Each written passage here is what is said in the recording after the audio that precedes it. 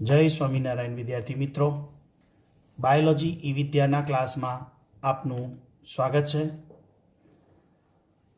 બે શબ્દોને આપણે કોષની અંદર સમજવા છે. એ શબ્દ છે કોષ શ્રમ વિભાજન. શ્રમ એટલે કાર્ય, વિભાજન એટલે વહેંચણી. બહુ જૂનો શબ્દ છે, અત્યારની ચોપડીઓમાં ક્યાંય જોવા મળતો નથી. શ્રમ વિભાજન એટલે કાર્યની વહેંચણી. હવે સમજો બરાબર. બેક્ટેરિયા, ઈસ્ટ, અમીબા જેવા એકકોષી સજીવોમાં એક જ કોષ વડે જીવનના બધા કાર્યો શક્ય બને છે. આ તો એક કોષીની વાત થઈ, પણ જે બહુકોષી સજીવો છે એ બહુકોષી સજીવો ના કોષો ભેગા મળીને શું બનાવે? પેશી. પેશીઓ ભેગી મળીને શું બનાવે? અંગ. ચોક્કસ કાર્યો કરતા અંગો ભેગા મળીને શું બનાવે? અંગતંત્ર.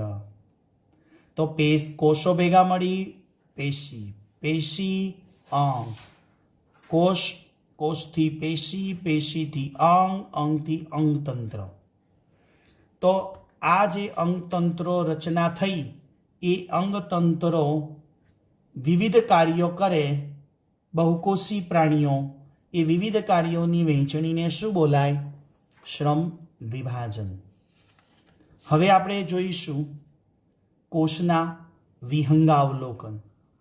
કોષનું વિહંગાવલોકન 2 પાના જેટલો ટોપિક છે. એને વનસ્પતિ કોષ અને પ્રાણી કોષની આકૃતિ દ્વારા સમજવાનો છે. એટલે બધા જ વિદ્યાર્થી મિત્રો વનસ્પતિ કોષ અને પ્રાણી કોષની આકૃતિ ચોપડી પ્રમાણે ડ્રો કરશે. કયા પ્રમાણે ડ્રો કરવાની? ચોપડી પ્રમાણે આકૃતિને ડ્રો કરવાની છે.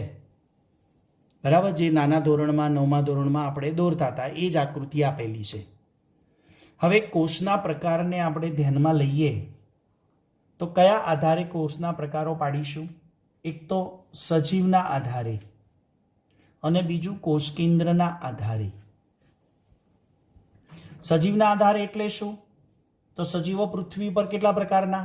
2, વનસ્પતિ કોષ અને પ્રાણી કોષ. હવે વનસ્પતિ કોષ અને પ્રાણી કોષમાં શું ડિફરન્ટ છે એના થોડા તફાવતના મુદ્દા પણ સાથે સમજી લઈએ. વનસ્પતિ કોષમાં કોષ દિવાલ હાજર છે, જ્યારે પ્રાણી કોષમાં કોષ દિવાલ ગેરહાજર છે. વનસ્પતિ કોષમાં રસધાનીઓ હાજર, પ્રાણી કોષમાં રસધાની ખૂબ નાની, મોટે ભાગે તો એનો અભાવ જ હોય છે, અને જો હાજર હોય તો ખૂબ જ નાની હોય છે. વનસ્પતિ કોષમાં તારા કેન્દ્ર ગેરહાજર, પ્રાણી કોષમાં તારા કેન્દ્ર હાજર. આ આપણે વનસ્પતિ કોષ અને પ્રાણી કોષ એનો ડિફરન્ટ પણ લઈ લીધો, તફાવત સ્વરૂપે પણ પૂછાય. જ્યારે કોષ કેન્દ્રના આધારે પ્રકારને સમજીએ આપણે તો આદિ કોષ કેન્દ્રીય કોષ અને સુકોષ કેન્દ્રીય કોષ. હવે આદિ કોષ કેન્દ્રીય કોષ અને સુકોષ કેન્દ્રીય કોષ કોને કહેવાય એની એક ટૂંકી માહિતી આપણે ચેપ્ટર નંબર 2ની અંદર સમજાવેલી. અહીંયા વિગતવાર આપણે સમજાવીશું કે આદિ કોષ કેન્દ્રીય કોષ કોને કહેવાય અને સુકોષ કેન્દ્રીય કોષ કોને કહેવાય. અને જ્યારે આ ચેપ્ટર પતશે ત્યારે આદિ કોષ કેન્દ્રીય કોષ અને સુકોષ કેન્દ્રીય કોષના વિગતવાર 10થી 12 મુદ્દામાં ચર્ચા કરીશું. કે પહેલાં આપણે ચેપ્ટર શીખીશું ને તો ખબર પડશે કે સુકોષ કેન્દ્રીય કોષમાં શું આવે અને આદિ કોષ કેન્દ્રીય કોષમાં શું આવે. ત્યારે જ ક્લિયર થાય કે જ્યારે ચેપ્ટર પતે ત્યારે. એટલે એનો તફાવત 10થી 12 મુદ્દાનો તફાવત ચેપ્ટરના એન્ડમાં લઈશું. આગળ વાત કરીએ કોષનો કદ અને આકાર.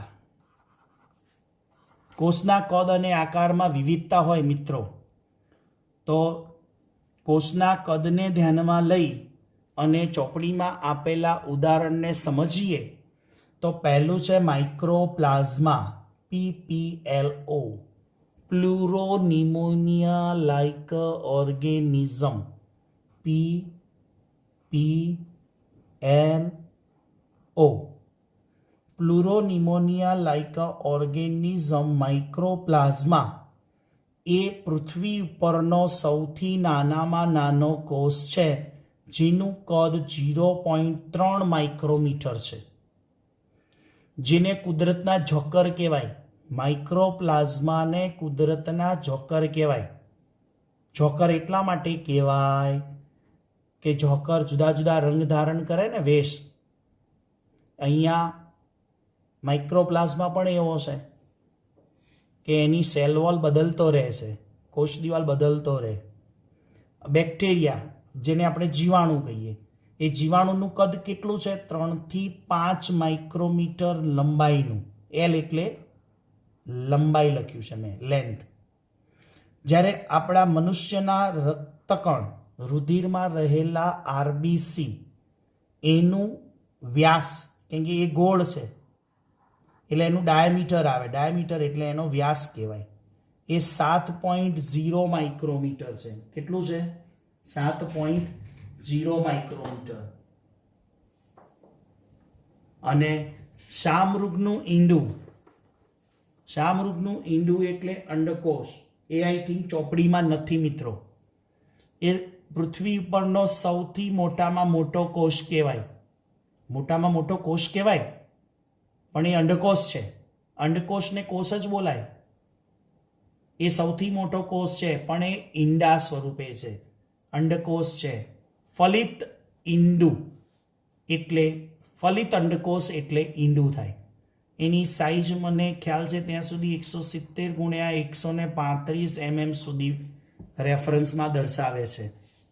mm એટલી જાડાઈનું શામૃગનું ઈંડું તો જોયું જશે ને તમે, કેટલા મોટા કદનું છે, જોયું છે ને? યસ, એ કોષ કહેવાય, અંડકોષ. ફલિત અંડકોષ એટલે પક્ષીનું ઈંડું. ચેતાકોષ, ચેતાકોષ એ સૌથી લાંબો કોષ છે. લંબાઈને અનુસરીને બોલીએ ને તો લાંબો કોષ ચેતાકોષ કહેવાય. આ થયું કોષોનું કદ. હવે કોષોના આકારમાં પણ વિવિધતા છે મિત્રો. કઈ કઈ વિવિધતા એના ઉદાહરણ સાથે લઈએ. બિંબાકાર તો રક્તકણનો કોષ. બહુકોણીય આકાર ધરાવતા લાદીસમ અને દ્રઢોતક.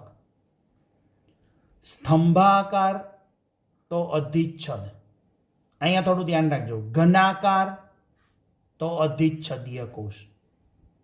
તંતુમય તો એમાં કોણ છે? દ્રઢોતક તંતુ અને સ્નાયુમય તંતુ. એટલે અહીંયા આમ લખી દેજો, ક્રોસ થઈ ગયું છે.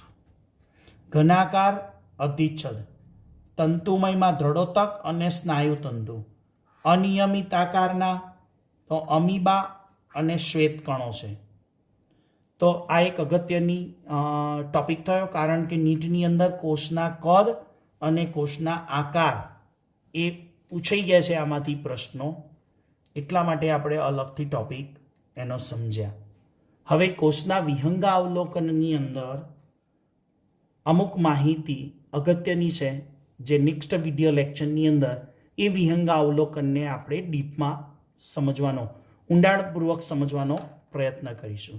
ત્યાં સુધી સૌને જય સ્વામિનારાયણ.